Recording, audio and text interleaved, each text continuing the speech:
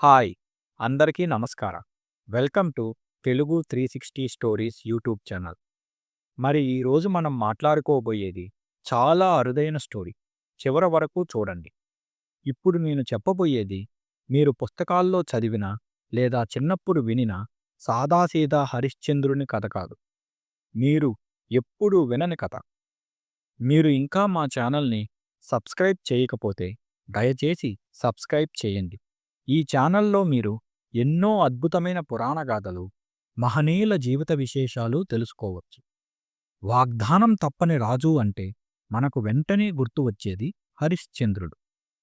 అంతటి నిజాయితీపరుడు, సత్యానికి ప్రాణం పెట్టినవాడు మరి ఎవరైనా ఉన్నారా? అలాంటి రాజు ఒకసారి వాగ్దానం తప్పాడు అని చెప్తే మీరు నమ్మగలరా? అవును.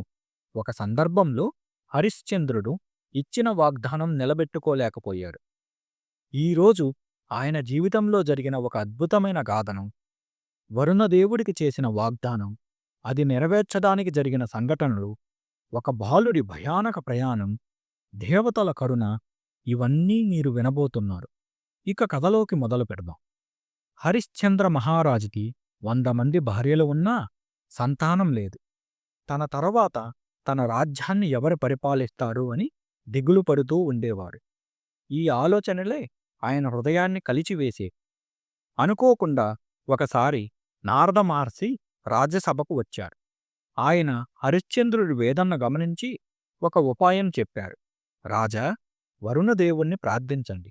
ఆయన మీ కోరికను తప్పక నెరవేరుస్తారు అని చెప్పారు.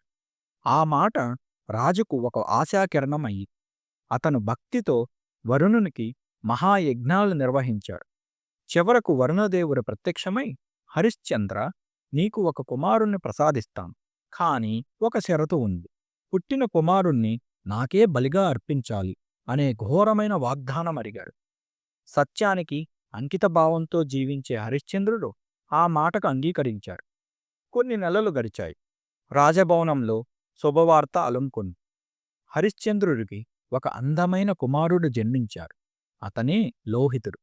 రాజ్యమంతా ఆనందోత్సవాలతో మునిగిపోయింది. కాని ఈ సంతోషం ఎక్కువ కాలం నిలవలేదు. ఎందుకంటే వరుణదేవుడికిచ్చిన వాగ్దానం గడువు వచ్చింది. అప్పుడు వరుణదేవుడు ప్రత్యక్షమై, హరిశ్చంద్ర, వాగ్దానమిచ్చావు.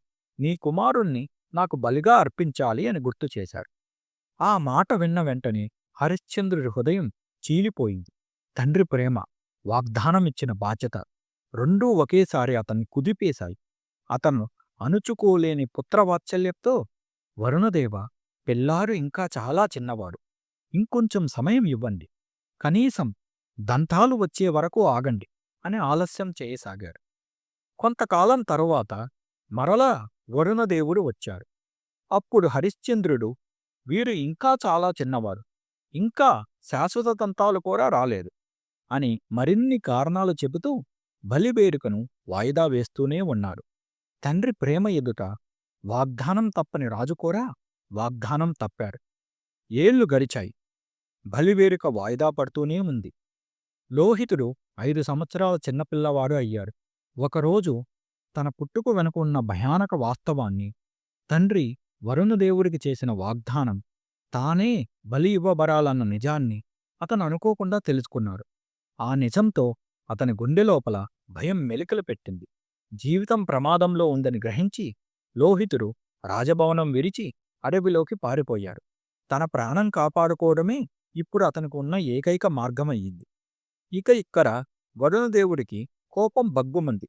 హరిశ్చంద్రుడు ఎన్నో ఏళ్లగా వాగ్దానం తప్పుతూ బలిని వాయిదా వేస్తూనే ఉన్నారని గ్రహించిన వరుణదేవుడు, వాగ్దానం నిలబెట్టుకోని రాజా, నీపై నా శాపం తప్పదు అని ఘోరంగా ఆగ్రహించాడు.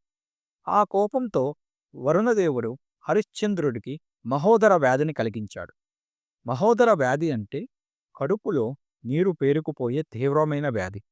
ఈ వ్యాధితో బాధపడే వాళ్ళకి మలమూత్ర విసర్జనలు పూర్తిగా నిలిచిపోతాయి. నొప్పి, ఊపిరి పీల్చుకోలేని బాధ. హరిశ్చంద్రుడి జీవితం క్షణక్షణం నరకంగా మారిపోయింది. రాజ్యమంతా భయంతో వణికిపోయింది. హరిశ్చంద్రుడు వాగ్దానం తప్పినందుకు ఇంతటి మహారోగం శిక్షగా ఎదురైంది. లోహితుడికి 6 సంవత్సరాలు వచ్చాయి. లోహితుడు అడవిలోనే తిరగసాగాడు. కొన్ని సందర్భాల్లో తిరిగి రాజ్యానికి వెళ్ళాలని అతను అనుకున్నప్పటికీ ఇంద్రుడు ప్రత్యక్షమై నీవు తిరిగి రాజ్యానికి వెళితే నిన్ను ఖచ్చితంగా బలి ఇస్తారు అని చెప్పి అతన్ని అడవిలోనే ఉండమన్నాడు. అందువల్ల లోహితుడు అడవిలోనే ఉండసాగాడు. ఇక్కడ హరిశ్చంద్ర మహారాజు బాధ తట్టుకోలేక వశిష్ఠ మహర్షి సలహా అడిగాడు. అప్పుడు వశిష్ఠ మహర్షి నీవు ఒక బ్రాహ్మణ బాలుని దత్తత తీసుకో, అతన్ని బలిమేదానికి సమర్పించు. అలా చేసినట్లయితే నీ కష్టానికి ఉపశమనం కలుగుతుంది అని చెప్పాడు.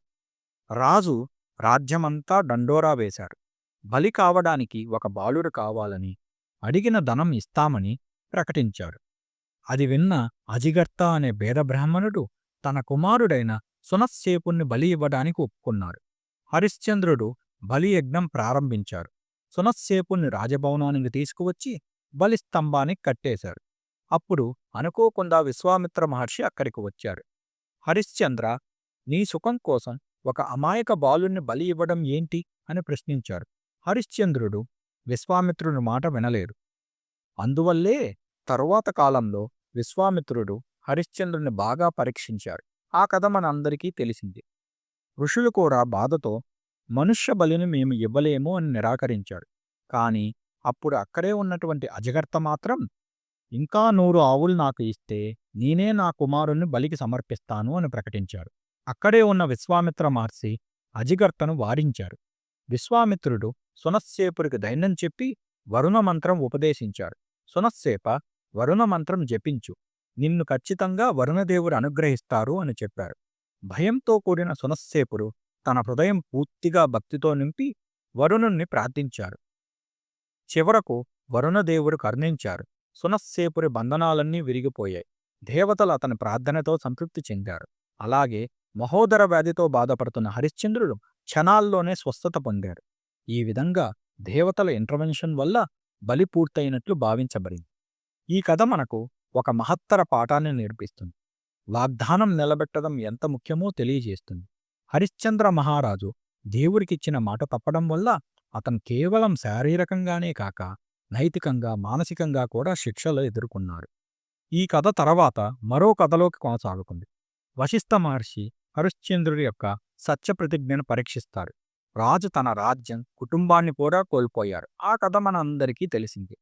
మీ అందరికీ ఆ పరమేశ్వరి అనుగ్రహం కలగాలని మనసారా ప్రార్థిస్తున్నా.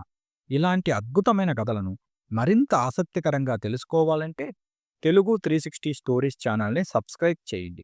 లైక్ చేయడం మర్చిపోకండి. వీడియోను మీ స్నేహితులతో షేర్ చేయండి. ధన్యవాదాలు.